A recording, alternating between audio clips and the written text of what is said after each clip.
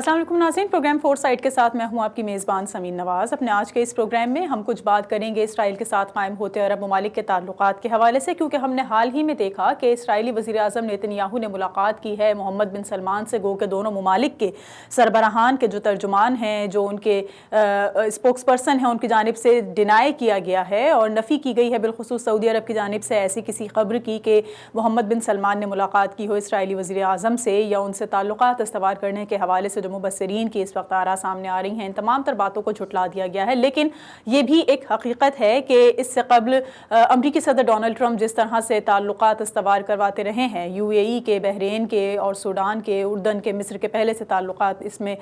جو ہیں وہ سفارتی سطح پر ہم دیکھ رہے ہیں، تو کیا کچھ ہونے جا رہا ہے آئندہ عرب اسرائیل ریلیشنز کے حوالے سے؟ پھر ہم اگر بات کریں ٹرمپ کے حوالے سے تو امریکی صدر ٹرمپ کا جو دور صدارت ہے وہ جلد مکمل ہونے والا ہے۔ جو بائیڈن اب اگلے امریکی صدر کے طور پر ہم دیکھ رہے ہیں، اور جو بائیڈن کس طرح سے اس پالیسی کو لے کر چلیں گے، کیا اسرائیل کے ساتھ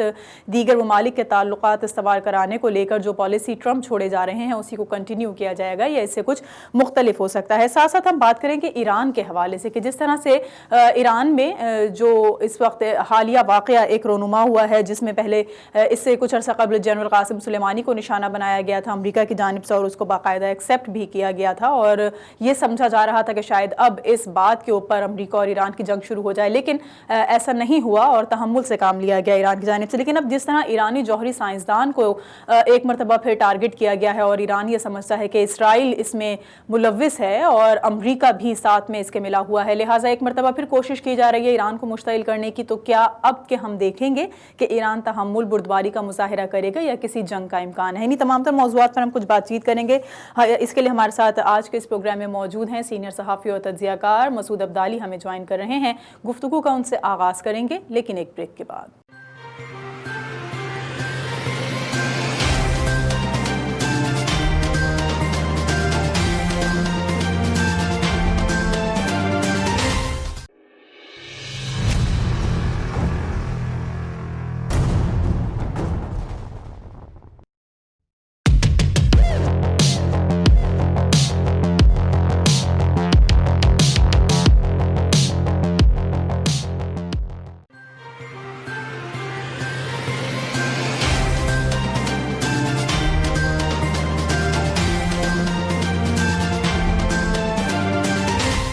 ویلکم بیک ناظرین، پروگرام فور سائٹ میں ایک بار پھر آپ کو خوش آمدید کہیں گے۔ سینئر صحافی اور تجزیہ کار مسعود عبدالی ہمارے ساتھ آج کے اس پروگرام میں موجود ہیں۔ بہت شکریہ مسعود صاحب پروگرام کے لیے وقت دیا آپ نے۔ سب سے پہلا سوال میرا آپ سے یہی ہوگا کہ جس طرح ہم بات کر رہے ہیں عرب ممالک کے ساتھ تعلقات قائم ہونے کی اسرائیل کی، جو اس میں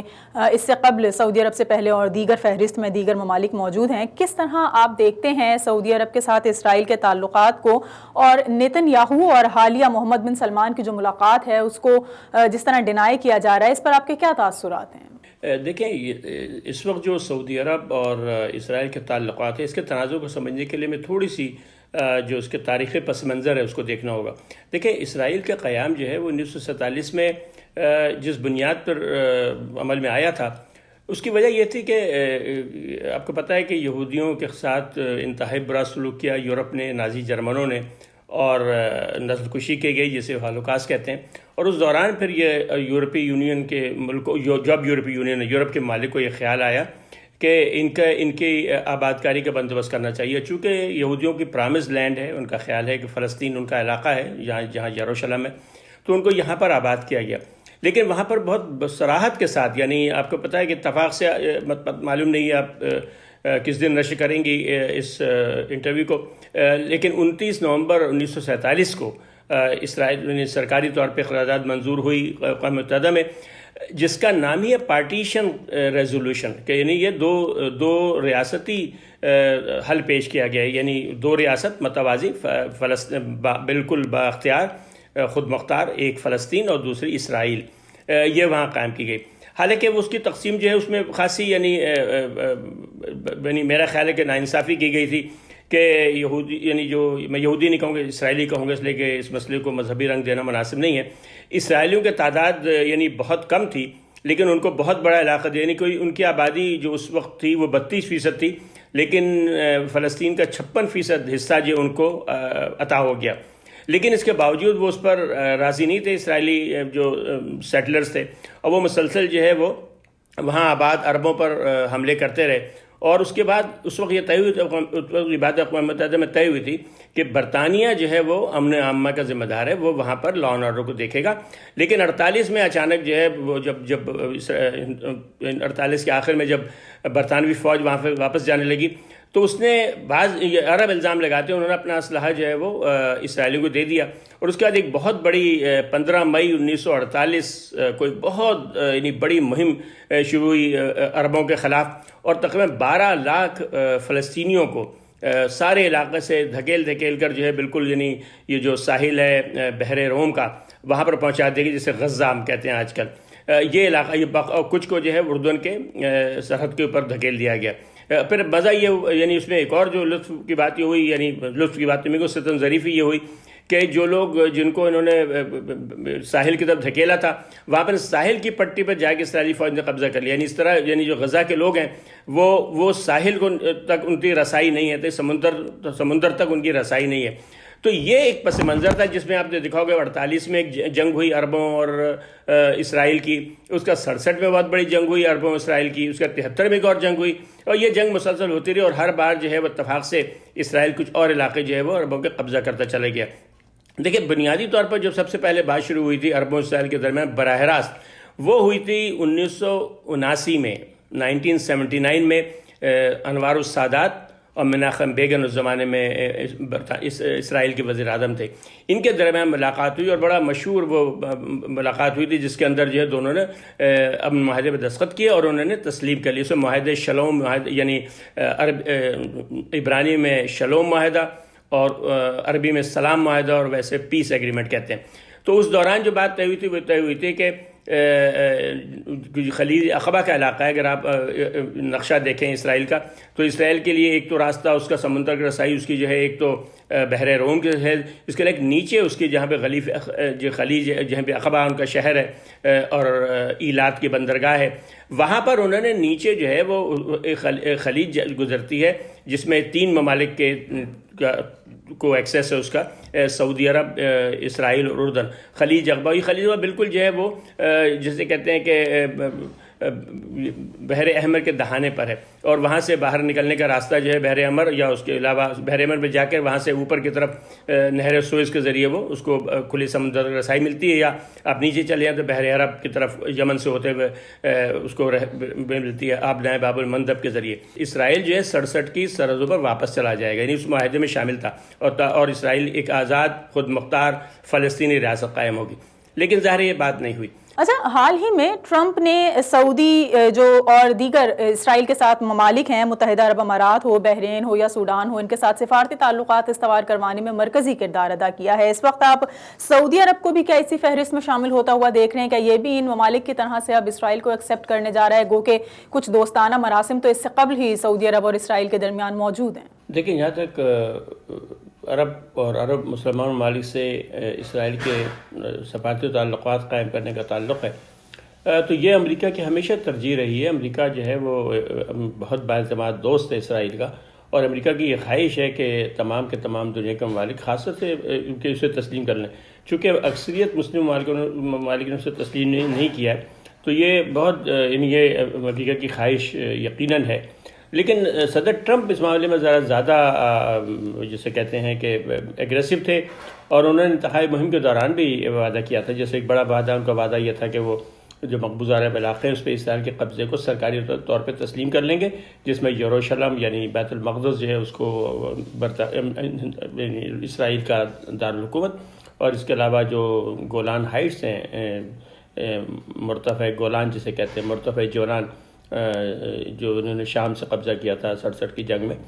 اس کے اوپر وہ اسرائیل کا قبضہ تسلیم کر لیں گے۔ یعنی سرکاری طور پر امریکہ کا آج تک موقف یہ رہا ہے کہ یہ مقبوضہ عرب علاقے ہیں جنہیں اسرائیل کو خالی کرنا، اور تمام کے تمام اقوام متحدہ کی قراردادیں بھی یہی کہہ رہی ہیں کہ سب علاقے جو ہے اسرائیل کو خالی کرنا چاہیے۔ جتنے معاہدے ہوئے ہیں، اوسلو معاہدہ ہوا ہو، یا جیسے میں نے پہلے عرض کیا جو 1979 کا معاہدہ ہوا تھا، صدر کارٹر جو کروایا تھا مناخم بیگن اور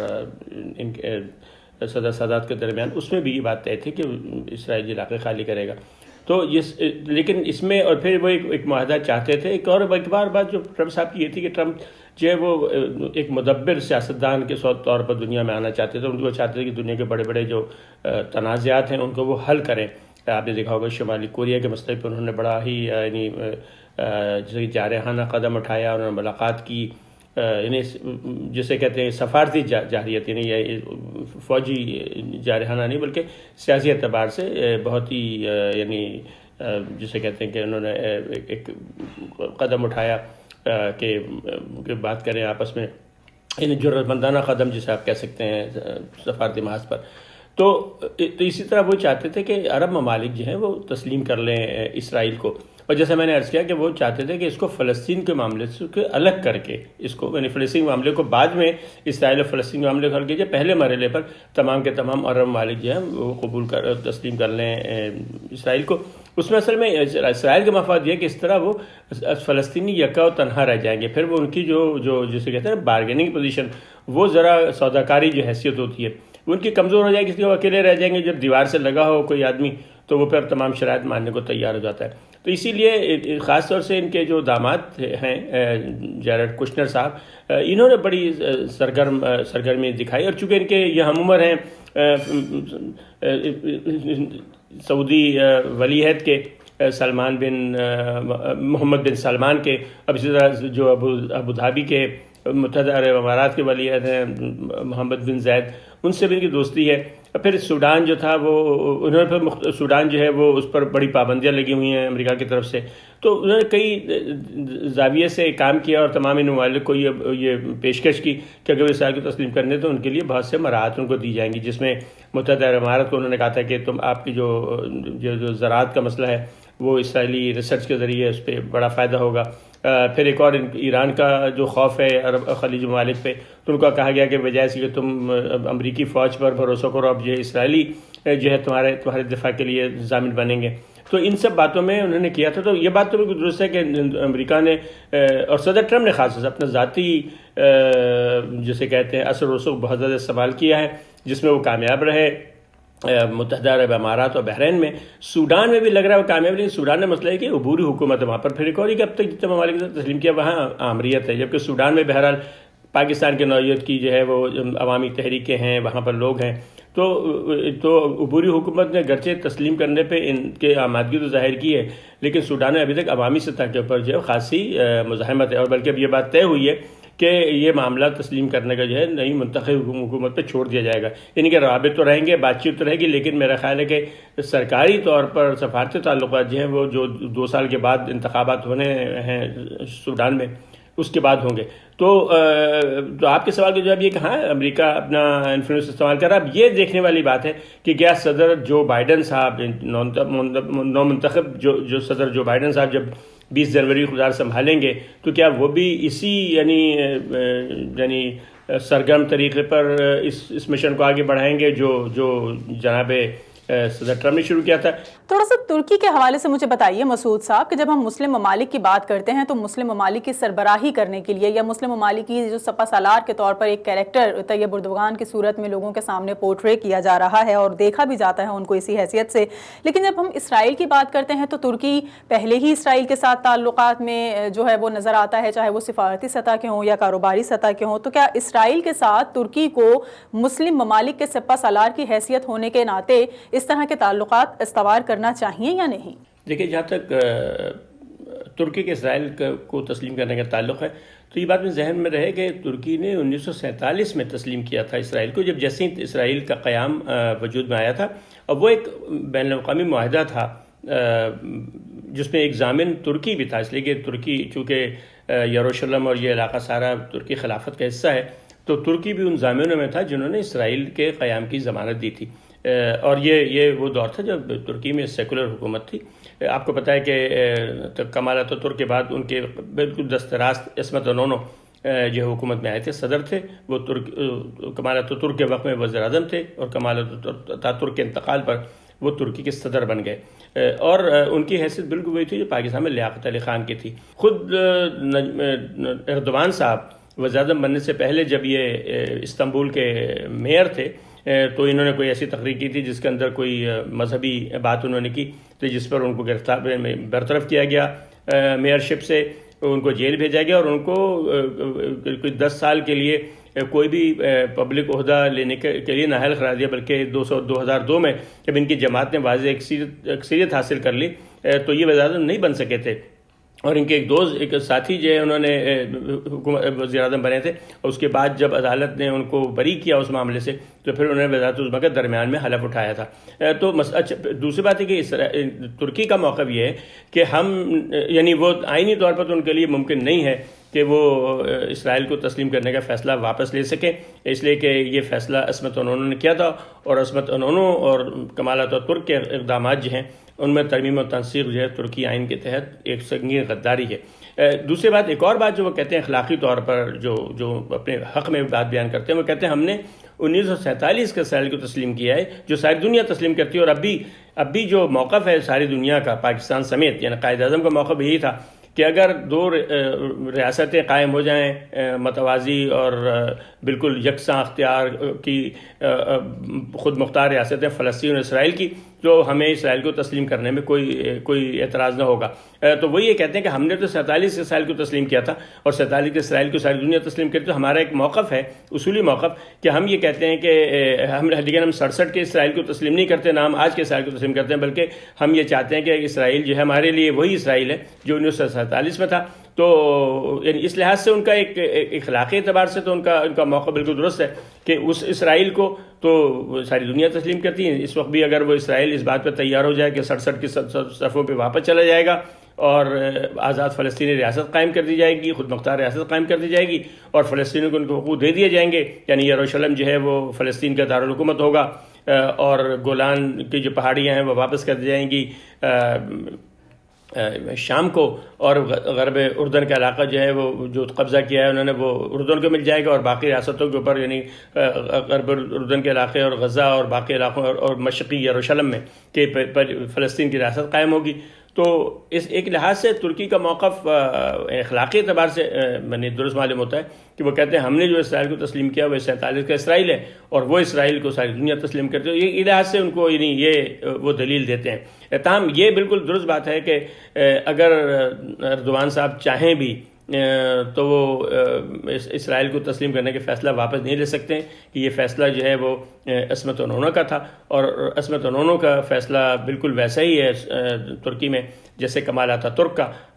کہ ان کے فیصلوں میں ترمیم و تنسیخ نہیں کی جا سکتی۔ ایک بریک لیں گے، بریک کے بعد واپس آئیں گے تو کچھ مزید گفتگو کا آغاز کریں گے، ہمارے ساتھ رہیے۔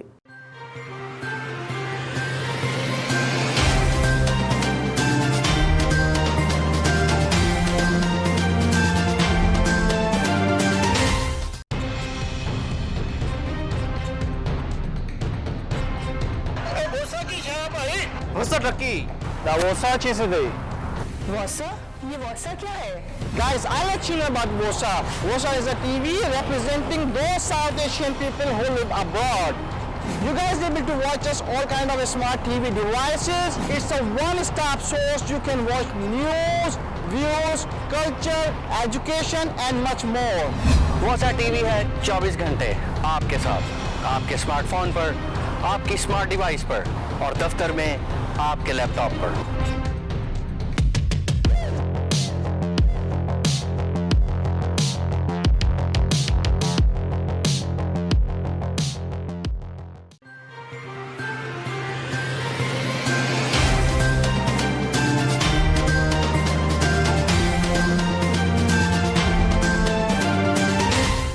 ویلکم بیک ناظرین، پروگرام فور سائٹ میں ایک بار پھر آپ کو خوش آمدید کہیں گے۔ بات ہو رہی ہے عرب ممالک کے ساتھ اسرائیل کے تعلقات کے حوالے سے۔ متحدہ عرب امارات کا مسعود صاحب دوبارہ آپ سے گفتگو شروع کرنا چاہیں گے۔ مجھے بتائیے متحدہ عرب امارات کے جو وزیر مملکت ہیں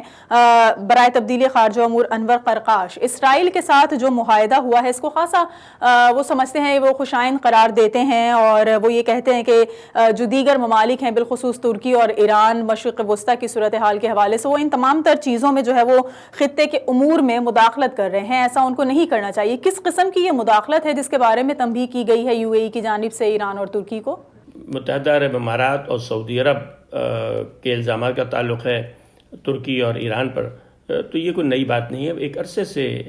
یہ دونوں ممالک الزام لگا رہے ہیں کہ ترکی اور ایران مشرق وسطیٰ کے معاملات میں، خاص طور خلیجی ممالک کے معاملات میں مداخلت کر رہے ہیں۔ ایران پر تو بہت پرانا الزام ہے، بلکہ جب سے اسلامی انقلاب ان کا آیا تھا 1979 سے، اس وقت سے یہ ان کے درمیان کشیدگی ہے۔ لیکن ترکی سے کشیدگی جب یہ حال ہی میں ہوئی ہے، 2 سال پہلے جب متحدہ عرب امارات اور سعودی عرب نے قطر سے تعلقات توڑے تھے، بلکہ یعنی بالکل جنگ کسی کے ہونے والی تھی، انہوں نے پابندیاں لگا دی تھیں اس کی پروازوں پر، قطر کی پروازوں کو گزرنے پہ پابندی لگا دی تھی اپنی سرحدوں سے، اپنی فضائی حدود سے، اس کے علاوہ ان کی بحری ناکہ بندی کر دی تھی، بلکہ ان پر حملہ بھی کبھی یعنی اس زمانے میں بات ہو رہی تھی شاید یہ دونوں ملک مل کر کے قطر پہ حملہ کر دیں، اور اس میں اس یعنی جو مہم تھی اس میں صدر ٹرمپ کی حمایت حاصل تھی متحدہ عرب امارات اور سعودی عرب کو۔ تو اس وقت جو ہے بہت ساتھ دیا تھا ترکی نے قطر کا، اس بائیکاٹ کے دوران ترکی نے ان کو غذائی اجناس فراہم کی، ایران نے ان کو غذائی اجناس فراہم کی، اس کے علاوہ ترکی نے ان کی عسکری مدد بھی کی تھی۔ ان کے جو بڑے مشہور ڈرونز ہیں جو لیبیا میں بھی استعمال ہوئے اور آج کل وہ آذربائیجان میں بھی استعمال ہوئے، نگورنو کاراباخ میں، جو بڑے مؤثر اور بہت ہی ہلاکت خیز ہیں، وہ انہوں نے دیے تھے قطر کو، اور یہی شاید یہی وجہ ہے کہ ان ممالک نے جو ہے عسکری جنگجوئی کا فیصلہ واپس لے لیا۔ تو وہ ایک یعنی وہاں سے اختلافات یعنی خاصے معاملات کشیدہ ہو گئے ترکی کے اور امارات و سعودی عرب کے۔ پھر اس کا جب لیبیا کا تصادم معاملہ شروع ہوا تو ترکی جو ہے وہ حامی ہے وفاقی حکومت کا، اور اس کا کہنا یہ ہے کہ اس حکومت کو اقوام متحدہ نے تسلیم کیا، لہٰذا ہم اس کی پشت پناہی کریں گے۔ اب وہ اس کو مالی مدد بھی دیتا ہے، اس کو عسکری مدد بھی فراہم کر رہا ہے، وہی جو میں نے عرض کیا کہ جن کے ڈرون ہیں وہ وہاں پر ہیں، ان کے دفاع کے لیے گئے ہیں۔ جبکہ دوسری طرف روس، فرانس، اسرائیل، مصر، سعودی عرب اور متحدہ عرب امارات یہ حفتر ملیشیا کی حمایت کر رہے ہیں، جو ایک باغی گروپ ہے جس کو خود اقوام متحدہ نے دہشت گرد قرار دیا ہے، وہ اس کی مدد کر رہے ہیں، اور ان کو خاصی ہزیمت اٹھانی پڑی ترکی کا ہاتھوں۔ ترکی نے بہت نقصان پہنچایا ہے حفتر ملیشیا کو، اس کے ساتھ جو ہے وہ روسی بھی بہت بڑی تعداد میں مارے گئے ہیں، اور یعنی بڑی یعنی شاندار کامیابی حاصل کی ہے لیبیا کی فوج نے حفتر ملیشیا کے خلاف گزشتہ چند مہینوں میں۔ یہی وجہ ہے کہ آپ کو معلوم ہوگا کہ انہوں نے اب تیل کی فراہمی بھی بحالی، تیل کی فیلڈ جو ہیں، جو میدان ہے تیل کے، وہ حفتر ملیشیا کے قبضے میں ہیں، لیکن ان کی دھمکی کی بنیاد پر کہ ہم حملہ کریں گے تم پر، اب انہوں نے جو ہے تیل کی فراہمی بھی بحال کر دی، اور اب لیبیا جو ہے پچھلے 3 ہفتے سے کوئی 27 لاکھ بیرل تیل جو ہے وہ برآمد کر رہا ہے، جو یعنی اس سے پہلے اس کی پیداوار جو تھی 1 لاکھ بیرل پر آ چکی تھی۔ تو یہ جو ہے جو ان کی کشیدگی ہے یہ خاصی پرانی ہے، اور ایک اور ان کو ڈر یہ ہے کہ کیونکہ طیب اردوان صاحب بہت زیادہ خلافت اسلامیہ عثمانیہ کا ذکر کرتے ہیں، تو ان کو یہ ڈر ہے کہ یہ دوبارہ جو ہے عثمانی خلافت قائم کرنا چاہتے ہیں، اور ظاہر ہے کہ متحدہ عرب امارات بلکہ سارے کے سارا عرب دنیا جو تھی وہ اس خلافت کا حصہ تھی۔ تو میرا خیال یہ ایک تاریخی چپقلش ہے عثمانیوں میں اور عربوں میں، تو میرا خیال یہ اسی کا یعنی وہی اسی کا شاخسانہ ہے کہ یہ کشیدگی ابھی تک چل رہی ہے، اور اب اسرائیل کی وجہ سے یہ کشیدگی کچھ زیادہ بڑھ گئی ہے، اس لیے کہ ان ملکوں کو اب اسرائیل کی حمایت حاصل ہے، اور اسرائیل جو ہے اس کے تقریباً تمام عالمی جتنے امور ہیں اس کے اوپر ترکی سے اس کے اختلافات ہیں۔ لیبیا کے مسئلے پہ ترکی سے اختلاف ہے، فلسطین کے مسئلے پہ ترکی اور لیبیا کے درمیان ترکی اور اسرائیل کے درمیان کشیدگی ہے۔ اب چونکہ یہ ممالک جو ہیں خلیجی ممالک، وہ انہوں نے اپنی دوستی اسرائیل سے کر لی ہے، تو ظاہر ہے کہ وہ کہتے ہیں کہ دوست کا دشمن، تو اب یہ دشمنی کچھ اور زیادہ ہی بڑھ گئی ہے۔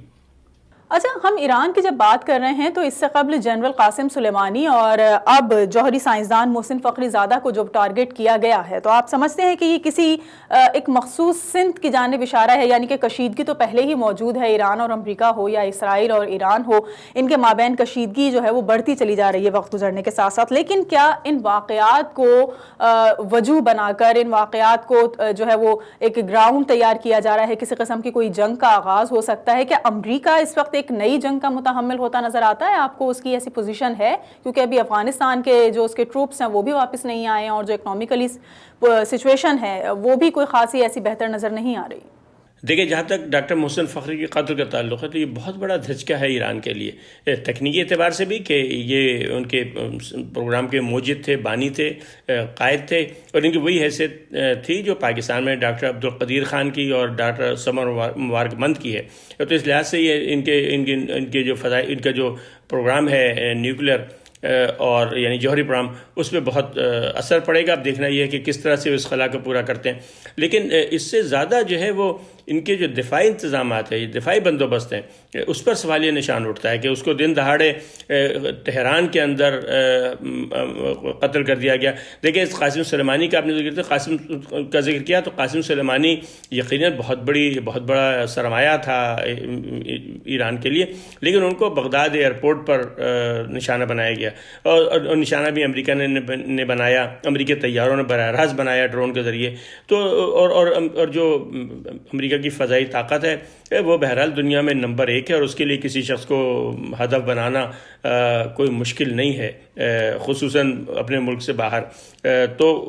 یعنی وہ نقصان تو ہوا ایران کا، لیکن یہ کہ وہ دفاعی اعتبار سے کوئی یعنی ایسی کمزوری نہیں ظاہر ہوئی ایران کی. یعنی اس لحاظ سے ہوئی کہ انٹیلیجنس کی کوئی اندازہ ہونا چاہیے تھا،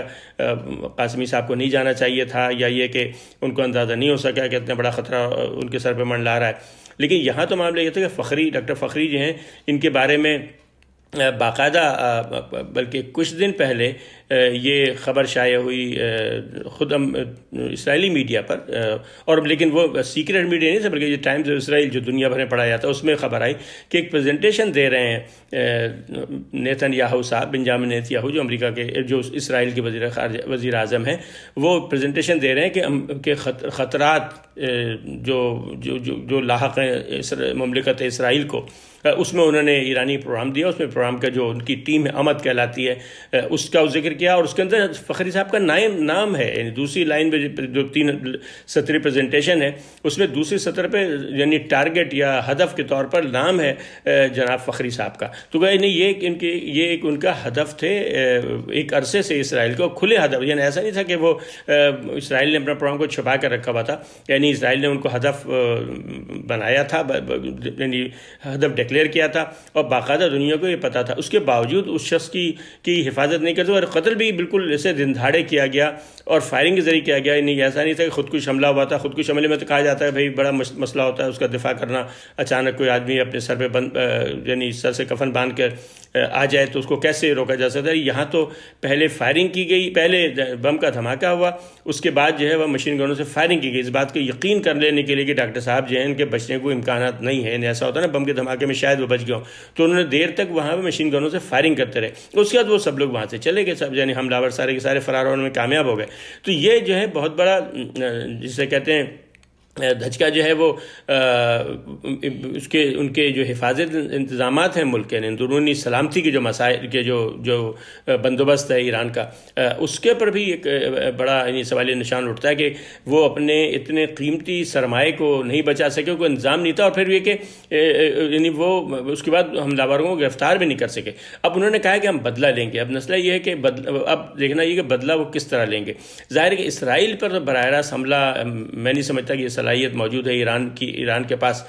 کہ وہ براہ راست حملہ کر سکے. وہ شام کے ذریعے نشانہ بنا سکتا ہے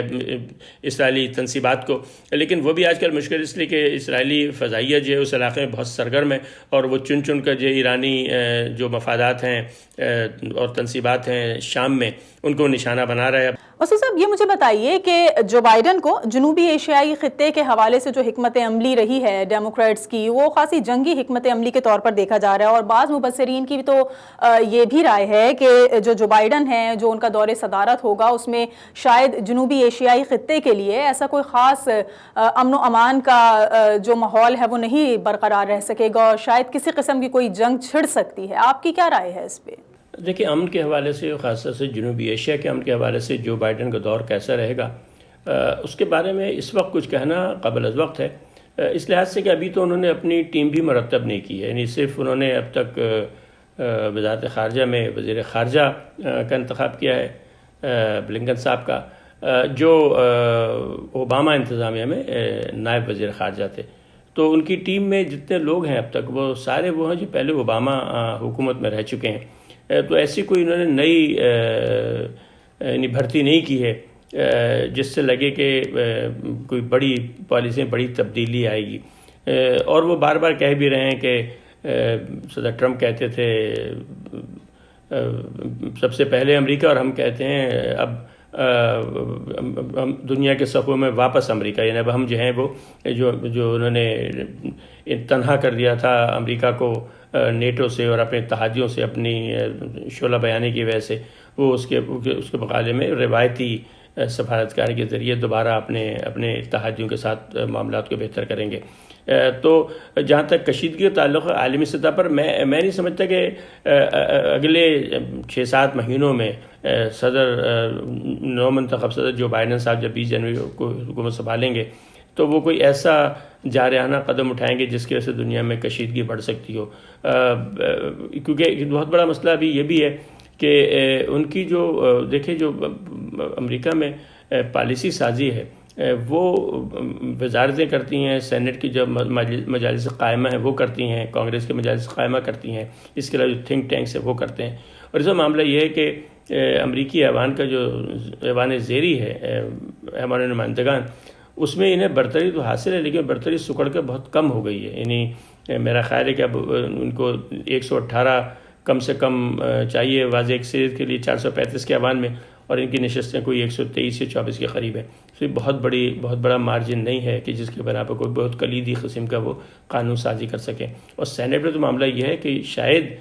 ڈیموکریٹک پارٹی اس وقت، اور ڈیموکریٹک پارٹی اقلیتی پارٹی ہے، اس لیے کہ 50 جو 100 نشستیں ہیں اس میں سے 50 ریپبلکن کے پاس ہیں اور 48 کے اوپر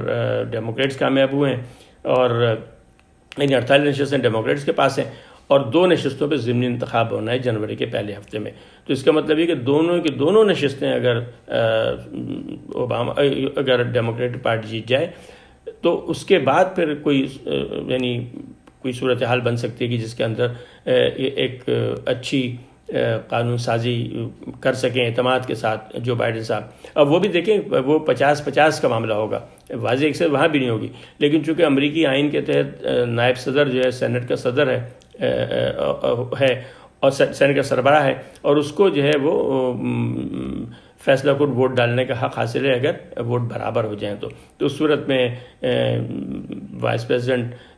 کملا ہیرس صاحبہ جو ہیں وہ جو بالادستی ہے ڈیموکریٹس کی وہ اس کا دفاع کر سکتی ہیں. تو میں سمجھتا ہوں کہ ابھی یہ کہنا قبل از وقت ہے کہ کیا ایک اور جنگ کا آغاز ہوگا. مجھے تو کوئی ایسے قرائن نظر نہیں آتے جو بائیڈن صاحب کی پالیسی کو دیکھتے ہوئے، ماضی میں ان کے طرز عمل کو دیکھتے ہوئے، کہ یہ کوئی ایسی مہم جوئی کریں گے کم از کم اگلے 6-7-8 مہینوں میں کہ جس کی وجہ سے کوئی بڑی فوجی کشیدگی کا خطرہ پیدا ہو. بلکہ بظاہر ایسا لگ رہا ہے کہ جو کشیدگی تھی چین سے صدر ٹرمپ کی وہ اس کو کم کرنا چاہتے ہیں. ایران کے معاملے میں بھی ایران جوہری معاہدہ تو اوباما انتظامیہ نے کیا تھا اور خود یہ کہہ بھی چکے ہیں جو بائیڈن صاحب کہ وہ کوشش کریں گے کہ وہ جوہری معاہدہ دوبارہ جو ہے اس کی تجدید کر جائے اور امریکہ اس معاہدے سے جس سے یک طرفہ طور پہ ٹرمپ صاحب نے امریکہ کو نکال لیا تھا اس میں ہم دوبارہ داخل ہو جائیں. اب اس میں اسرائیل کا کیا کردار ہوگا اور اسرائیل کتنی دلچسپی لے گا امریکہ کی طرف سے جوہری معاہدے کی تجدید کی مخالفت میں، یہ ظاہر ہے کبھی دیکھنے والی بات ہے. کرے گا تو یقیناً اسرائیل کو معاہدہ پہلے پسند نہیں تھا اور اسرائیل نے اس معاہدے کی سخت مخالفت کی تھی، اور ہمیں یقیناً جب تجدید کا مرحلہ آئے گا تو ایک بار پھر اسرائیل جو ہے وہ اس کی مخالفت کرے گا. اور اس بار چونکہ ان کی پارلیمانی جو حجم ہے وہ بھی کم ہے، اور اگر سینٹ کی ایک بھی نشست ہار جاتے ہیں جارجیا کی تو اس کی وجہ سے تو میرا خیال ہے کہ یہ صورتحال ان کی خاصی خراب ہو سکتی ہے. تو میرا خیال ہے کہ اس مرحلے پر مجھے بظاہر اگلے 1 سال تو کوئی بہت بڑی مہم جوئی نظر نہیں آتی امریکہ کی طرف سے جنوب ایشیا کے علاقے میں. لیکن بہرحال اب سیاست میں صورتحال بدلتے دیر نہیں لگتی، اس لیے یعنی صورتحال تبدیلی ہو سکتی، لیکن میرا خیال ہے ابھی کوئی ایسی سارائی کرنا جو ہے قبل از وقت ہوگا. بہت شکریہ. مسعود عبدالی ہمارے ساتھ موجود تھے اور ہم کچھ بات کر رہے تھے سعودی عرب اسرائیل کے مابین استوار ہوتے تعلقات کے حوالے سے. یہ تعلقات گو کہ خفیہ طور پر پہلے ہی موجود ہیں، لیکن کیا منظر عام پر آ سکیں گے؟ اس کو پبلک کیا جائے گا یا نہیں کیا جائے گا؟ ساتھ ساتھ ایران میں جو واقعات رونما ہو رہے ہیں وہ کیا کسی جنگ کا پیش خیمہ ثابت ہوں گے، یا پھر ایران اسی بردباری اور تحمل کا مظاہرہ کرتے ہوئے اسرائیل اور امریکہ کو جواب دینے کی صلاحیت رکھتا ہے؟ آج کے اس پروگرام کے لیے فی الحال اتنا ہی. اگلے ہفتے ایک اور پروگرام کے ساتھ آپ کے سامنے حاضر ہوں گے. پروگرام ٹیم کے ساتھ سمین نواز کو اجازت دیجیے. اللہ کے بعد.